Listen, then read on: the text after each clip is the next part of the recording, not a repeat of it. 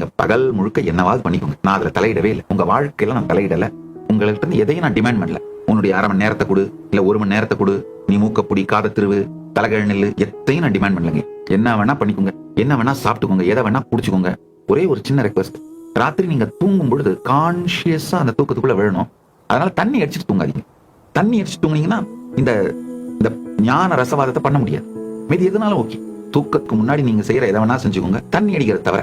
ஒரு சில நாள் இதை செஞ்சீங்கன்னா உங்களுக்கு தூக்க மாத்திரை தேவைப்படாது. தூக்கத்துல போறதுக்குன்னே உங்களுக்குள்ள ஒரு ஃப்ரிக்ஷன் உருவாயிட்டு இருக்கும் பாருங்க, அது சுத்தமா இல்லாம போயிடுங்க. நைட் மேரு இதெல்லாம் காணாம போயிடுங்க. உண்மையில உங்களுடைய தாயாருடைய கருவறையிலே நீங்கள் அனுபவித்த எந்த உணர்விலே நீங்கள் உருவானீர்களோ அந்த உணர்வுக்குள்ள நீங்க ஒடுங்கிறது தான் தூக்கம்ங்க. நீங்க பாப்பீங்க, காலையில எந்திரிச்சு உங்களுடைய உள் பேச்சும் உணர்ச்சி அடித்தளமும் நினைத்து பார்க்க முடியாத அளவிலே மாறி போய்விடும்.